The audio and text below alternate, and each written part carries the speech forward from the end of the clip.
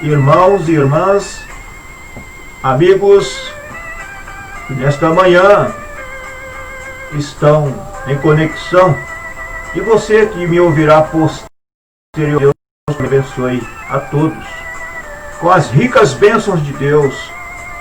Deus não está com as suas mãos encolhidas, os seus braços estão estendidos a todos. Basta nós nos achegarmos a Deus com a humildade de coração, humildade de espírito, e nos humilharmos perante Deus, e Ele nos abençoará, reconhecendo que não somos nada.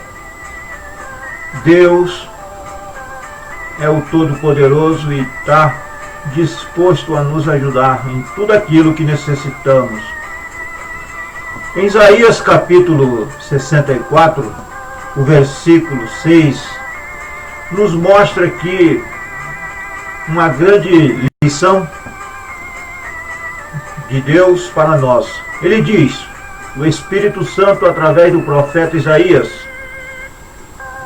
no versículo 6 do capítulo 64 de Isaías: mas todos nós somos como o imundo, e todas as nossas justiças como trapos de imundícia, e todos nós caímos como folha, e as nossas culpas como o vento nos arrebata.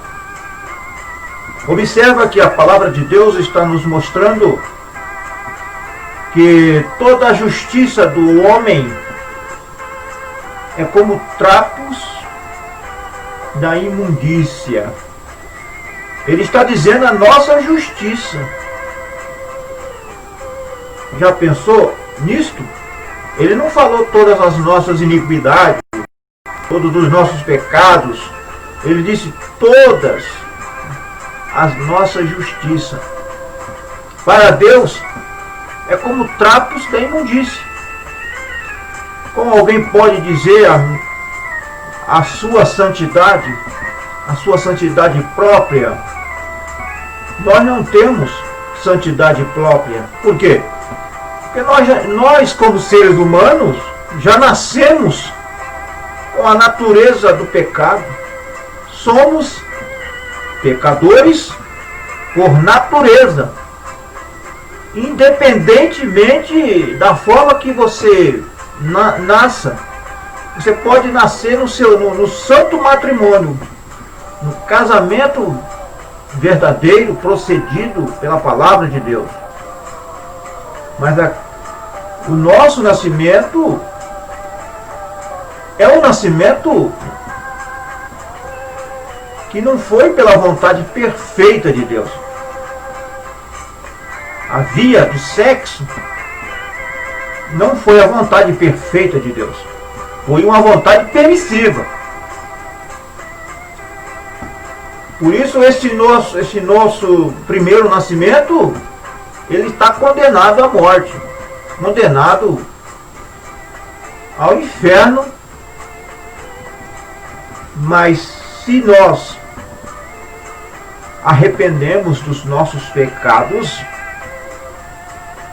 e nos convertemos a Deus, Deus nos dará a vida eterna. Porque Deus não te condena por ser um pecador. Ele te condena por não aceitar o sacrifício do Calvário. Você não se arrepender dos seus pecados. Porque Jesus Cristo deixou claro para nós, no Evangelho de João, capítulo 5, versículo 24, ele disse: na verdade vos digo que aquele que ouve a minha palavra e crê naquele que me enviou tem a vida eterna, e não entrará em condenação, mas tem passado da morte para a vida. Se você está identificado nesta escritura de São João, capítulo 5, verso 24, você está salvo em Cristo Jesus, você está salvo. No Evangelho também de João, capítulo 3, Jesus Cristo deixou um grande ensinamento, um dos maiores ensinamentos do novo nascimento para todos nós.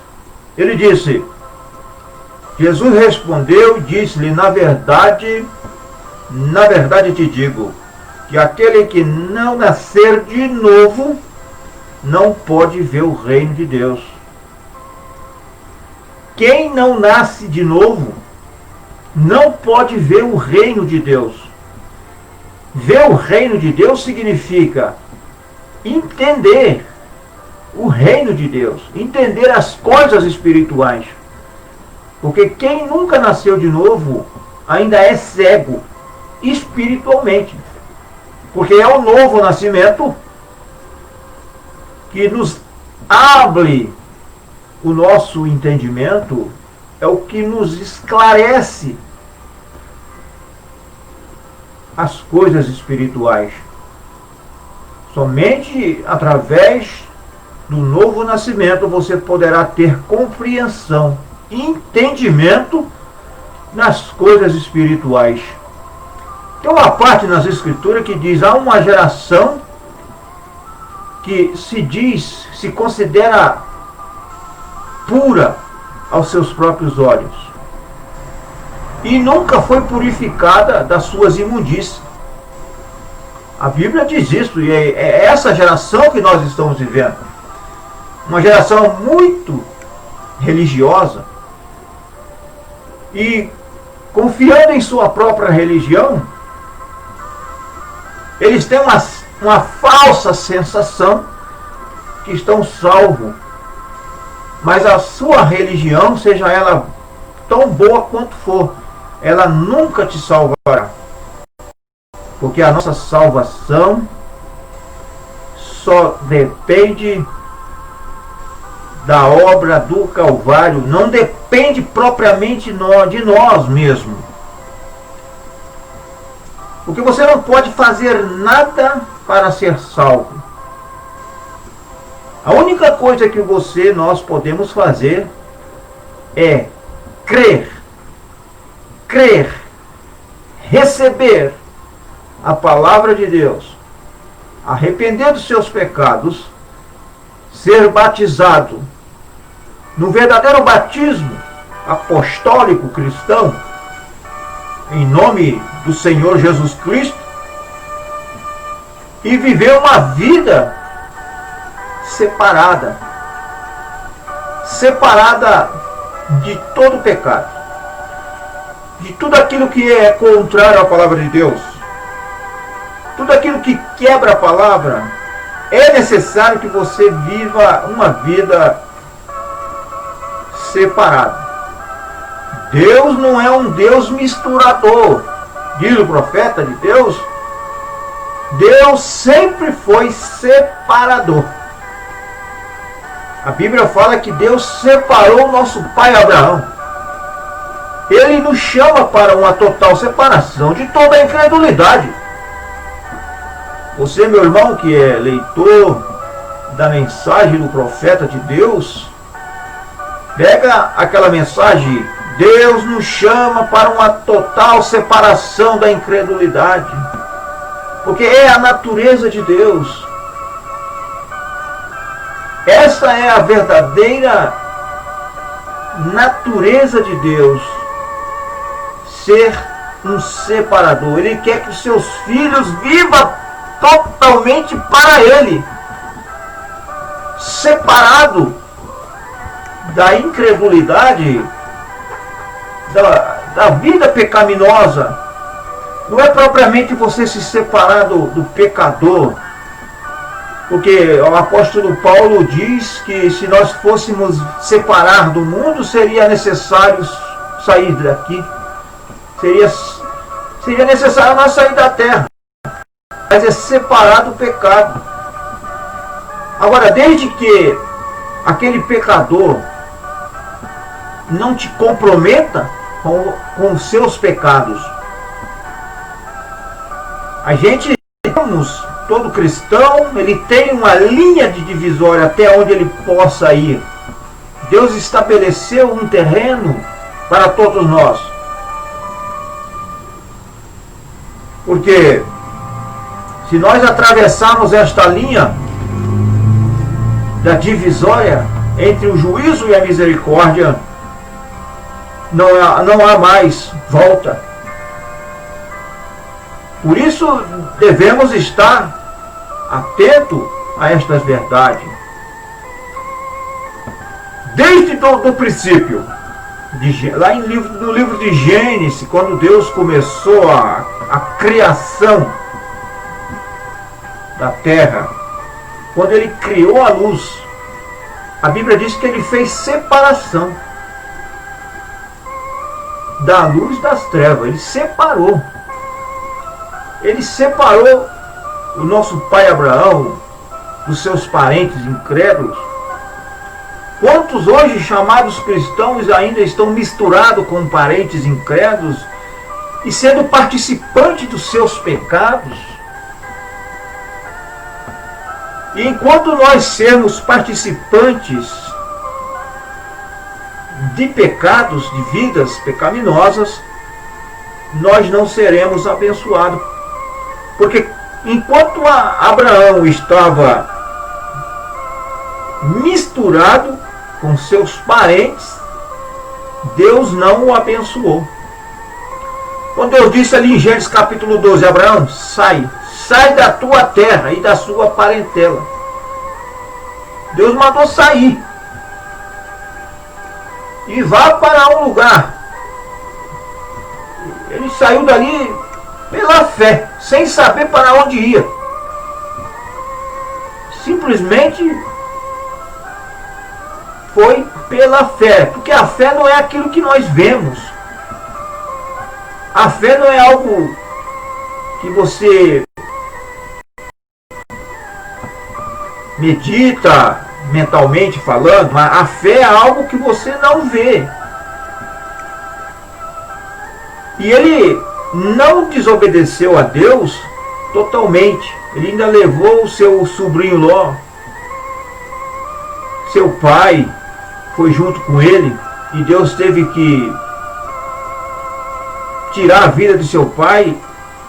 E depois, mais adiante, houve aquele problema entre os pastores de Ló e de Abraão. Houve contenda entre eles.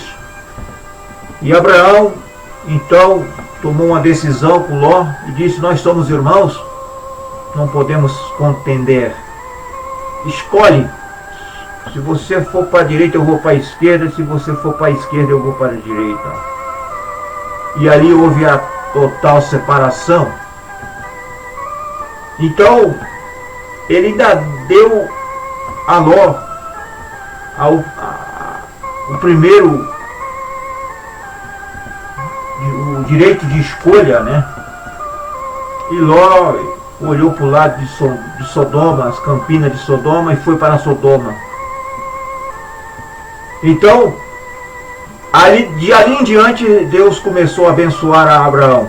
E nós, da mesma maneira, enquanto não houver uma total separação das coisas que são contrárias à palavra de Deus, jamais nós seremos abençoados, bem-sucedidos na nossa carreira cristã. Podemos ser bem-sucedidos financeiramente, sermos muito prósperos financeiramente, mas isto não é o primeiro lugar. Que adianta nós prosperarmos na vida financeira e sofremos um retrocesso espiritual? É o que tem acontecido nos dias que nós estamos vivendo. O apóstolo Paulo, em Tessalonicenses capítulo 4, também fala sobre a exortação à santidade e ao amor fraternal. Porque, primeiro, se necessita uma vida de santidade.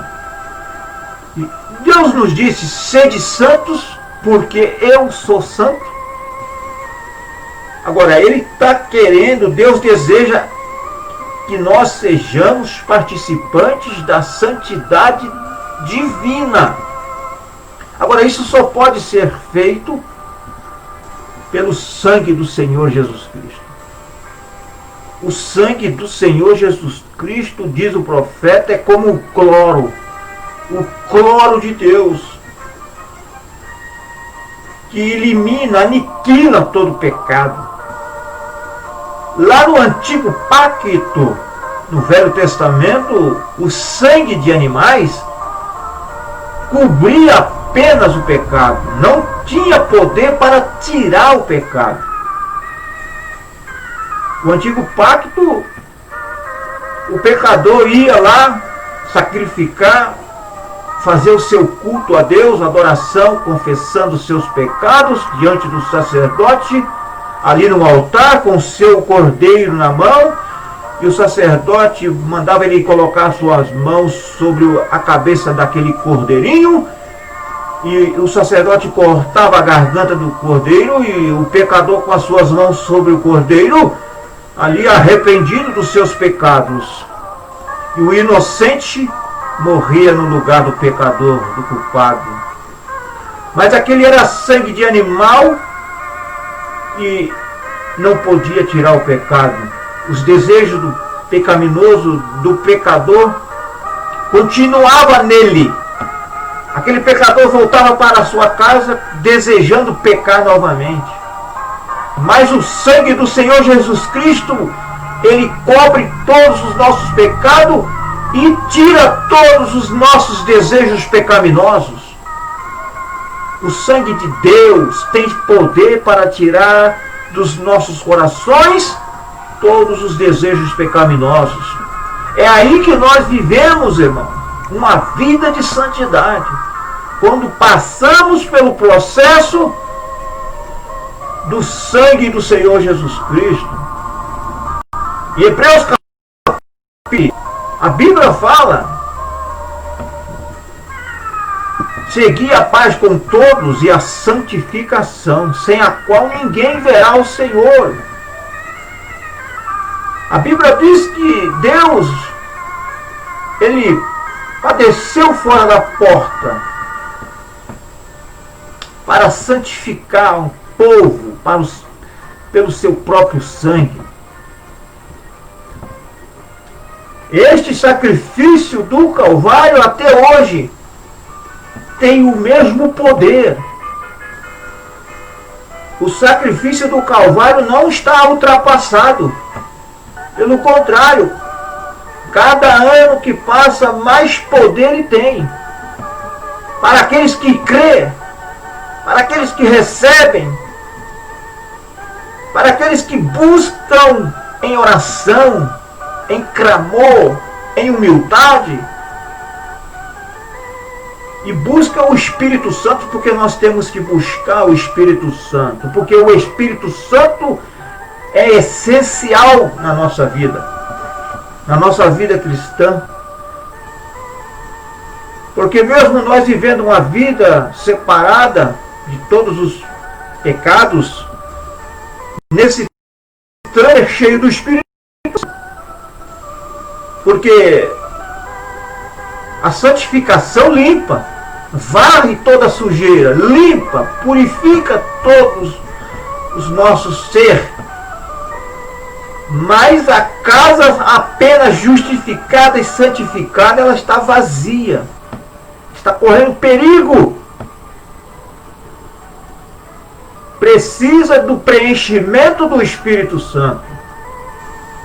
Precisa pedir a Deus, clamar a Deus a todos os momentos: Senhor, me encha do Espírito Santo, dê-me mais do teu Espírito, para que assim você possa estar guardado, selado com o selo de Deus. O apóstolo Paulo diz em 1 Tessalonicenses capítulo 4: finalmente, irmãos, vos rogamos no Senhor Jesus, que assim como recebeste de nós, de que maneira convém andar e agradar a Deus, assim andai, para que abundeis cada vez mais. É necessário. Deus está nos ensinando como nós devemos andar e agradar a Deus. Porque vós bem sabeis que mandamento vos temos dado pelo Senhor Jesus. Porque vós bem sabeis, aqueles que já foram ensinados, sabe como deve agradar a Deus. Porque esta é a vontade de Deus, a vossa santificação. Observa que esta é a vontade de Deus, a vossa santificação, que vos abstenhais da prostituição, que cada um de vós saiba possuir o seu vaso em santificação e honra.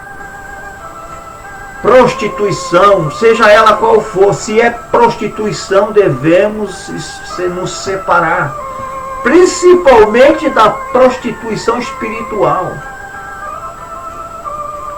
O adultério espiritual é um dos piores adultérios que possa existir. É alguém adulterar a verdade de Deus, adulterar a palavra. Isso significa adultério espiritual. Quando alguém adultera espiritualmente a palavra, ele está morto, ele está morta. Tudo aquilo que é prostituição, seja ela física ou espiritual, temos que viver uma vida totalmente separada de todas estas coisas que são abomináveis a Deus. Por isso, em Hebreus capítulo 12, ali fala sobre a correção. E eu estava meditando nesse capítulo 12 de Hebreus, qual é o propósito de Deus corrigir, de Deus nos açoitar. Deus tem um propósito nisto, de nós sermos corrigidos, açoitados por Deus. Para que Deus faz isso? É para nós sermos participantes de sua santidade. Observe alguns versículos do capítulo 12 de aos Hebreus. O capítulo 5, o versículo 5 diz assim: e já vos esqueceste da exortação que argumenta convosco como filhos? Filho meu, não desprezeis a correção do Senhor. Quem despreza a correção do Senhor sofrerá o dano. E não desmaieis quando por ele fores repreendido, porque o Senhor corrige o que ama e açoita a qualquer que recebe por filho. Observe que o Senhor, Deus, ele só corrige o que ele ama. Se você é um filho de Deus, com certeza será corrigido, como eu serei corrigido, como tenho sido corrigido muitas das vezes, por Deus, de uma maneira ou de outra. Deus nos corrige, Deus nos açoita, porque Deus nos ama, porque o amor é corretivo. A Bíblia diz que eu corrijo e açoito a todos quanto eu amo. Em Apocalipse capítulo 3, verso 19, o Senhor corrige e açoita a todos quanto ama. Então sinta-se feliz quando Deus te corrige, quando Deus te açoita, porque quando nós desobedecemos a Deus, a correção é certa. Deus é um Deus justo, Ele é um Deus de amor. Nós cansamos de ouvir isto. Todo o sistema denominacional, todo pregador prega que Deus é amor, e o mundo As igrejas estão cansadas de ouvir isto, que Deus é amor, Deus é amor. Mas Deus é amor, mas Ele não é só amor. Deus é um Deus justo também, Ele é um Deus de justiça. Aí, se nós suportamos a correção, Deus vos trata como filho. Se somos filhos de Deus, nós suportaremos a correção. Porque filho há a quem o pai não corrija? Porque Deus é o verdadeiro pai. E o verdadeiro pai, ele quer o bem de seus filhos. Deus não deixa nós viver de qualquer maneira, sem passar por uma punição. Observa que Davi era um homem de Deus, um filho de Deus, mas quando ele desobedeceu a Deus, Deus o corrigiu. Deus muitas das vezes permite até o diabo nos açoitar. O profeta de Deus diz que quando nós desobedecemos a Deus, Deus permite o diabo colocar até uma enfermidade em nós para que aquilo sirva de chicote para nós voltarmos para Deus. Porque Deus não corrige bastardo. Você pode observar que filhos bastardos, ele não tem correção para ele. Momentaneamente não. Filhos do diabo, eles fazem o que fazem, vivem de qualquer maneira e não tem correção. Porque Deus só corrige seus filhos. Mas chegará um dia que os filhos do diabo sofrerá a condenação de Deus sobre aqueles que viveram uma vida pisoteando a palavra de Deus. Mas Deus tem mostrado o seu cuidado para conosco. Por isso que Deus nos enviou uma mensagem profética para nos trazer de volta a palavra original. Então que Deus possa te abençoar, que Deus possa abrir o teu entendimento e você ser mais e mais revelado na palavra de Deus. Que a graça do Senhor possa ser abundante em seus corações. Vamos orar e agradecer a Deus por esta manhã, porque a cada manhã que Deus nos concede com vida é uma oportunidade que Deus nos está dando para nós acertar nossas vidas com Deus e viver uma vida que agrada a Deus. Todos nós precisamos de Deus. Jesus disse: sem mim nada podeis fazer. Então oremos e agradecemos a Deus. Amado e eterno Deus, agradeço a Ti por esta manhã, por este dia, por mais uma noite, Senhor, que o Senhor me concedeu. E também, ó Deus, agradeço, Pai Celestial, pela vida, pelas ricas bênçãos, Senhor, que o Senhor tem nos dado. Ó Deus, os ouvintes sejam abençoados, Senhor Deus. Que o Senhor abençoe a cada um deles, Senhor. Que o Senhor dê a eles força, coragem e ânimo para prosseguir na sua palavra. Ó grande Deus, o Senhor conhecedor de cada necessidade. A distância para o Senhor não significa nada, porque o Senhor enche os céus e a terra. Alcança, Senhor Deus, a cada necessitado. Em nome do Senhor Jesus Cristo, eu te rogo, Pai, que a Tua palavra, Pai Celestial, possa curá-lo, fortalecê-los, agraciá-los em nome do Senhor Jesus Cristo. Amém. Que Deus te abençoe, em nome de Jesus Cristo.